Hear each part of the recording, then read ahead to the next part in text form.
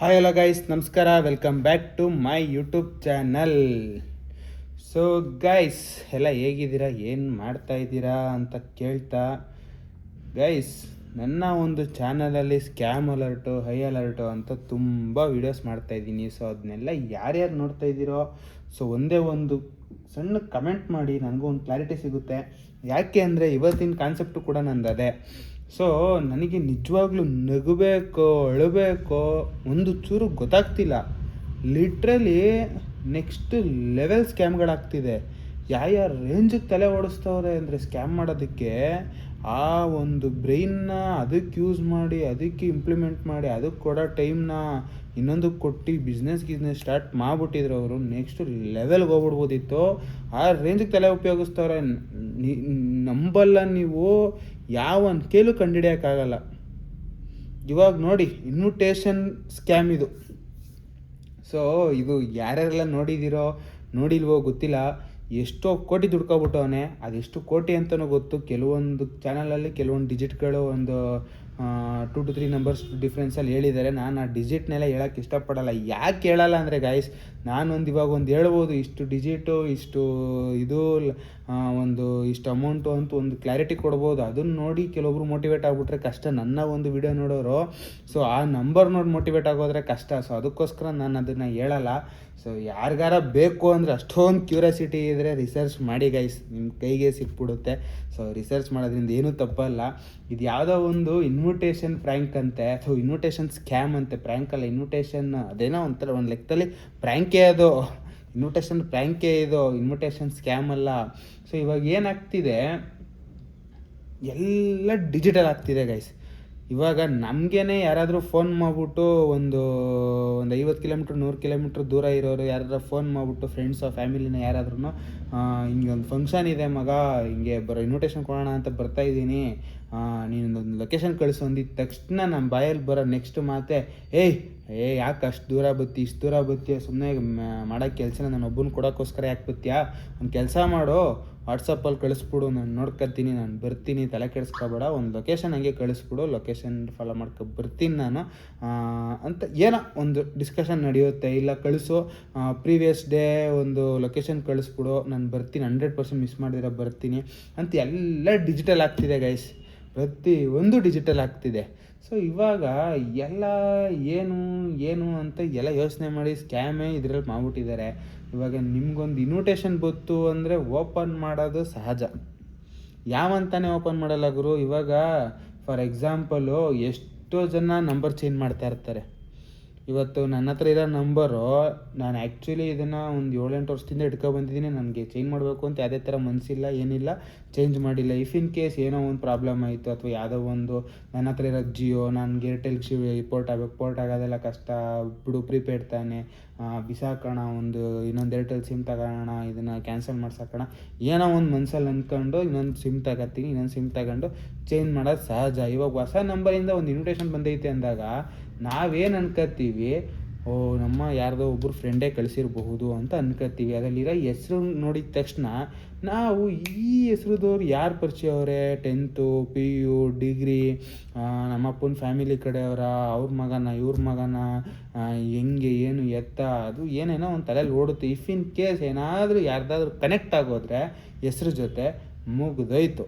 So ನಂಬ್ಕೊಬಿಡ್ತೀವಿ, ಏನೋ ಇವನೇ ಕಟ್ಸಿರ್ಬೋದು. ಯಾಕಂದರೆ ಗೈಸ್ ಇವಾಗ ಹೆಂಗಾಗ್ಬಿಟ್ಟಿದೆ, ಡೈಲಿ ಕಾಂಟ್ಯಾಕ್ಟಲ್ಲಿ ಇಲ್ಲ.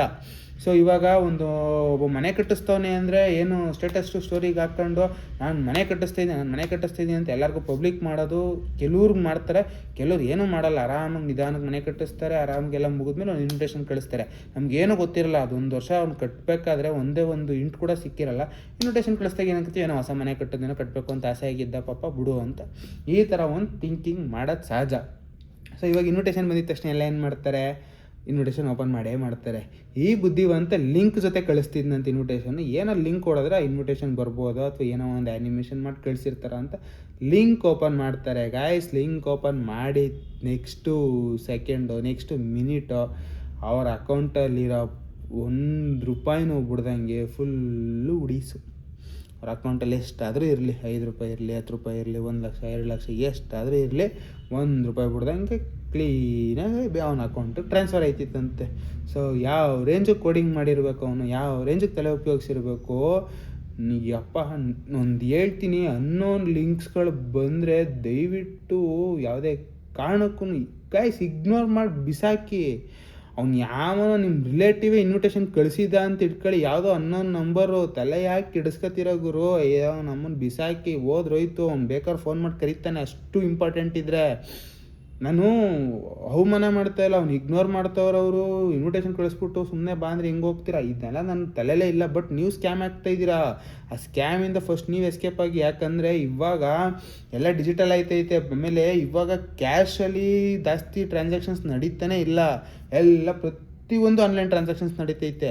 ಕ್ಯಾಶಲ್ಲಿ ತುಂಬ ರೇರ್ ಅಂದರೆ ರೇರು. ನೀವು ಇವಾಗ ಒಂದು ಲಾಲಿಪಾಪ್ ತಗೋಬೇಕು ₹5 ಅಂದರೆ ₹5 ಕೂಡ ಸ್ಕ್ಯಾನ್ ಮಾಡಿ ಪೇ ಮಾಡೋ ಕಾಲ ಬಂದ್ಬಿಟ್ಟೈತಿ ಈಗ. ಸೊ ಒಂದು ಸಿಂಪಲಾಗಿ ಒಂದು ಹೇಳ್ತೀನಿ ಕೇಳಿ ಗೈಸ್. ಇವಾಗ ರೀಸೆಂಟ್ ಒಂದು 2 to 3 ಇಯರ್ಸಿಂದ ಒಂದು ವಾಟರ್ದು ಬಂದಿದೆ. ಸೊ ವಾಟರ್ ಫಿಲ್ಟರ್ ₹5 ಹಾಕಿ ಒಂದು 20 ಲೀಟರ್ ಕ್ಯಾನಲ್ಲಿ ಆರಾಮಾಗಿ ತುಂಬಿಸ್ಕೊಬಂದು ಕುಡಿಯೋ ಅಂಥದ್ದು. ಸೊ ಅವಾಗ ಸ್ಟಾರ್ಟ್ ಮಾಡಿದಾಗ ₹5 ಕಾಯಿನ್ ಹಾಕೋದಿಟ್ರು. ಅದಾಗ ಒಂದು ಸ್ವಲ್ಪ ದಿನಕ್ಕೆ ಸ್ಕ್ಯಾನ್ ಮಾಡಿ ಪೇ ಮಾಡಿ ₹5 ಎಲ್ಲೋಯ್ತು. ₹5 ಸ್ಕ್ಯಾನ್ ಮಾಡಿ ಪೇ ಮಾಡಿ. ಯಾಕಂದರೆ ₹5 ಕಾಯಿನ್ಗಳೆಲ್ಲೂ ಸಿಗಲ್ಲ, ತುಂಬ ಕಷ್ಟ ಆಗ್ತಿದೆ, ರೊಟೇಷನ್ ಆಗ್ತಿಲ್ಲ ಕರೆಕ್ಟಾಗಿ ಅಂತ ಸ್ಕ್ಯಾನರ್ ಬಿಟ್ಬಿಟ್ರು. ಸ್ಕ್ಯಾನ್ ಮಾಡಿದ್ರೆ ಆಟೋಮೆಟಿಕ್ಕಾಗಿ ನೀರು ಬಂದ್ಬಿಡುತ್ತೆ ₹5 ಪುಡೀಸ್.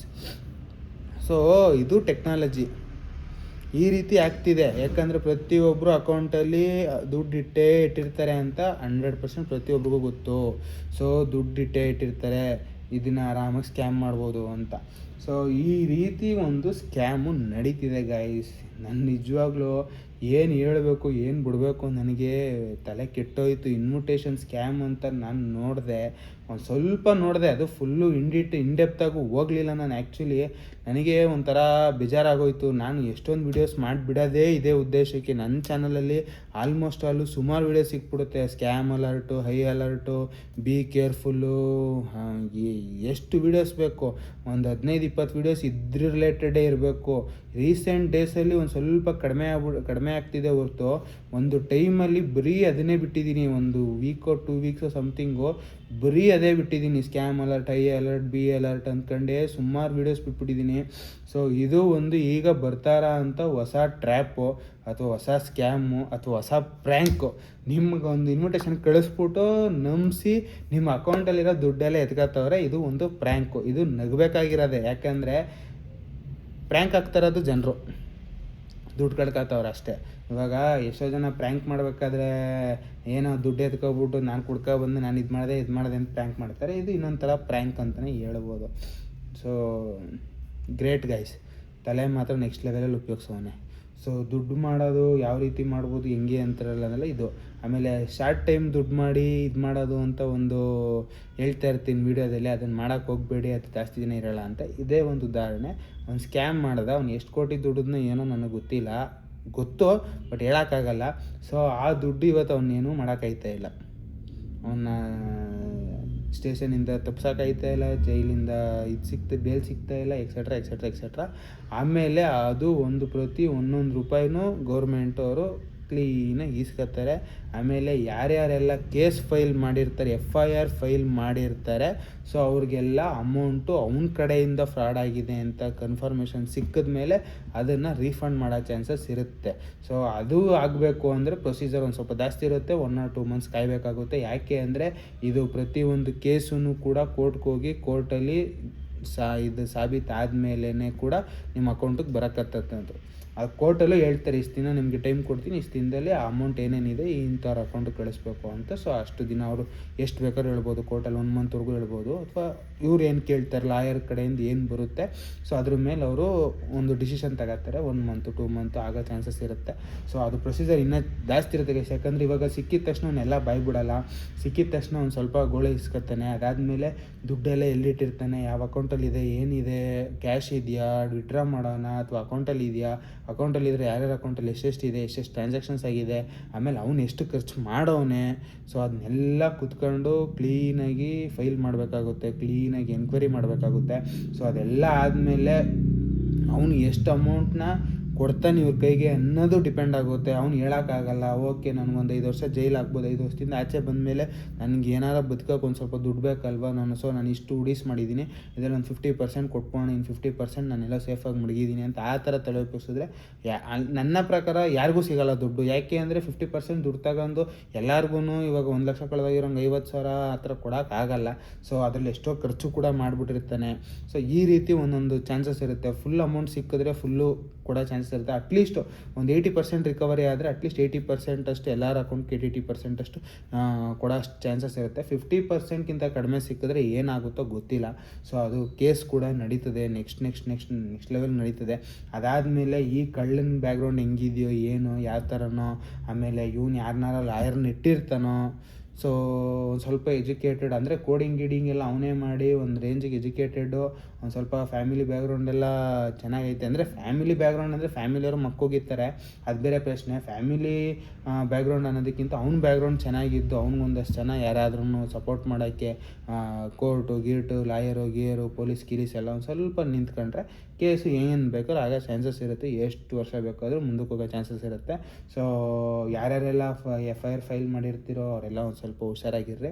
ಸೊ ಅವಾಗವಾಗ ಹೋಗಿ ಪೊಲೀಸ್ ಸ್ಟೇಷನಲ್ಲಿ ಅಪ್ಡೇಟ್ ತಗೋತಾರ್ರಿ. ಯಾಕಂದರೆ ಆಲ್ರೆಡಿ ಫೈಲ್ ಮಾಡಿರ್ತೀರ. ಸೊ ಈ ಸ್ಕ್ಯಾಮ್ ಆದಮೇಲೆ ನೀವು ಹೋಗಿ ಫೈಲ್ ಮಾಡಿದರೆ ಅದು ಬೇರೆ ಥರ ಲೆಕ್ಕಾಚಾರ. ಸೊ ಸ್ಕ್ಯಾಮ್ ನೋಡ್ಕೊಂಡೇ ಬಂದು ಇವರು ಫೈಲ್ ಮಾಡ್ತವ್ರೆ ಅನ್ನೋ ಥರ ಹೋಗುತ್ತೆ. ಸ್ಕ್ಯಾಮ್ ಇದಕ್ಕೆ ಬರೋಕ್ಕಿಂತ ಮುಂಚೆನೇ ನೀವು ಹೋಗಿ